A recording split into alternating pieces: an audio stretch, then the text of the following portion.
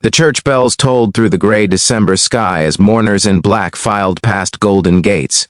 The funeral of Lillian Hawthorne, the young heiress to the vast Hawthorne empire, was meant to be flawless, a final tribute to grace and wealth. Photographers waited outside, hungry for their headline. Inside, crystal chandeliers shimmered above white roses, a coffin lacquered with pearl shine sitting at the center like a silent crown jewel. The air held a cold sorrow, but beneath it lingered something else. A tension, a secret, an unspoken disbelief. Because Lillian Hawthorne had been a light in a dark world, kind, intelligent, compassionate, the sort of billionaire people whispered was too good for this earth. And yet here they stood, mourning what they were told was a tragic and sudden death. But fate, even amid grief, has its own plans. Just as the officiant raised a hand over the coffin to begin the final blessing, the heavy wooden doors slammed open. A man in a neon safety vest, his face smudged with dirt and exhaustion, stumbled down the aisle. Everyone gasped. Security moved instantly, but the man's voice rose, raw and desperate, cutting through the stunned silence like a lightning strike. "She's not dead!" For just a moment, the world stopped breathing.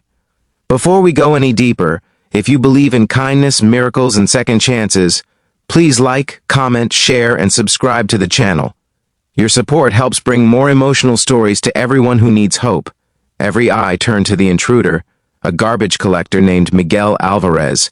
He was someone no one in that glamorous world would ever acknowledge on any other day.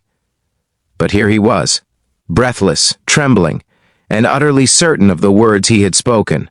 The billionaire patriarch, Charles Hawthorne, stared with fury and bewilderment, demanding to know what this man meant barging into his daughter's funeral. People whispered, confused and scandalized. Security grabbed Miguel by the shoulders, trying to drag him backward, but he choked out more words, refusing to let himself be silenced. "She's alive. Please. You have to listen." And that is where everything began to crumble. The pristine facade, the rehearsed grief, and all the assumptions about class, status, and truth. Because Miguel Alvarez wasn't just a garbage collector, he was the last person to see Lillian Hawthorne before she died. Lillian Hawthorne had grown up in a mansion with marble floors and servants who moved like ghosts, yet she always noticed people most others ignored. She volunteered in shelters, funded schools, and visited hospitals. There was an innocence about her, not naive but hopeful. She believed the world could be kinder if people tried. That heart made her beloved by some, and targeted by others. Miguel remembered the first time she spoke to him. He had been sorting recyclables behind a community center when she appeared, sleeves rolled up and collecting garbage like it was the most natural act in the world. She had smiled at him, the kind of smile that made a person feel seen, and thanked him for his work. Not the empty thank you people sometimes toss out, but one filled with sincerity. That day began a friendship neither expected. She started volunteering weekly at the shelter where he lived part-time, escaping the mansion to breathe the air of real life. Miguel admired her resilience. She carried an invisible burden, a weight far heavier than her status could ever reveal. Weeks before the funeral, Lillian confided in Miguel about conflicts within her family. She was set to inherit control of her father's empire, a decision many powerful people opposed. Business partners hated her philanthropic vision, convinced she would dismantle their profit-driven world. Even within her own bloodline, jealousy brewed. She told Miguel she feared something terrible was coming, but no one would believe her if she spoke up. Days later, she disappeared. The news announced that she suffered a sudden cardiac arrest in her sleep. A closed casket funeral was arranged with suspicious speed. Miguel couldn't shake the feeling that something was terribly wrong. Then came the night that changed everything. While working a late trash route near the edge of town, Miguel heard a faint metallic banging from a dumpster, like someone knocking from inside. Most would have ignored it, too afraid or too tired to care. But Miguel, remembering Lillian's kindness and her warnings, forced himself to look. Beneath layers of black bags and construction debris, he found a body. A woman, cold, pale, but not lifeless. It was Lillian. Her pulse was weak, but it was there, fluttering like a moth trapped in glass. Panicked, Miguel didn't waste a second. He carried her to his truck, covered her with his jacket, and drove to the nearest clinic that accepted charity cases. The overworked doctor was stunned. Poison was suspected, though the results were inconclusive due to the critical state she was in. She needed intensive care, but exposure was dangerous. Whoever had disposed of her like trash might try again if they learned she was alive. At the doctor's urging, Miguel stayed silent until he heard the announcement of her funeral. That's when he realized if they buried her now, Lillian would never wake again. Back in the church, chaos erupted. Journalists rushed forward. Some people screamed. Others called him insane. The Hawthorne family demanded proof as guards forced Miguel to his knees. Yet before Charles Hawthorne could order him thrown out, Miguel pulled out a sealed medical report. Trembling hands lifted the file like a flag of truth. "I saved her," he cried out.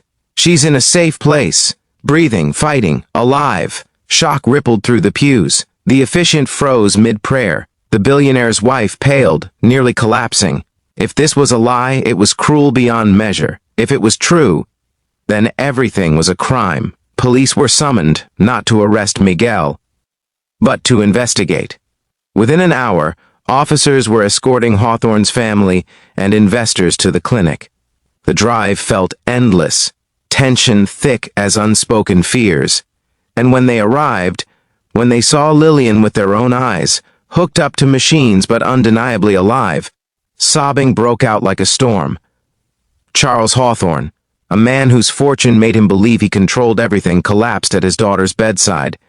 He had missed so much of her life chasing numbers, but now he would have given every dollar he owned just to hear her say "Dad" one more time. Doctors scrambled, specialists were flown in. Top-tier medical care enveloped her like a protective shield. Investigations opened instantly. Security footage, financial threats, private communications, corruption oozed into the light. Not everyone had wanted Lillian saved. In fact, some stood to gain billions from her disappearance. People she'd trusted, board members, advisors, were arrested one after another. The truth spread faster than wildfire. The cardiac arrest had been a cover-up, and Miguel, a man the world overlooked, had saved her from a fate darker than death. Days turned into weeks as Lillian remained unconscious. The world watched, hoping for a miracle. Candles flickered outside the hospital as strangers prayed, and journalists reported updates with shaking voices. Miguel visited every day, quietly sitting by her side, talking to her about life beyond hospital walls. Sunshine, children laughing, the warmth of a fresh meal. Things he had once longed for himself. One winter morning, as soft snow dusted the windows, her fingers twitched. Nurses rushed in, machines beeped wildly. Charles Hawthorne and his wife burst into the room, collapsing into each other's arms as Lillian's eyelids fluttered. Then, she opened her eyes. Confusion first, fear second, recognition third. The moment she saw Miguel, tears welled in her eyes. She couldn't speak at first, but her look said everything. She remembered. And she was grateful. The doctor explained the truth gently.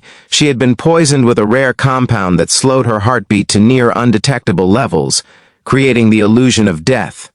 Whoever did it had underestimated both her strength and the compassion of a garbage collector.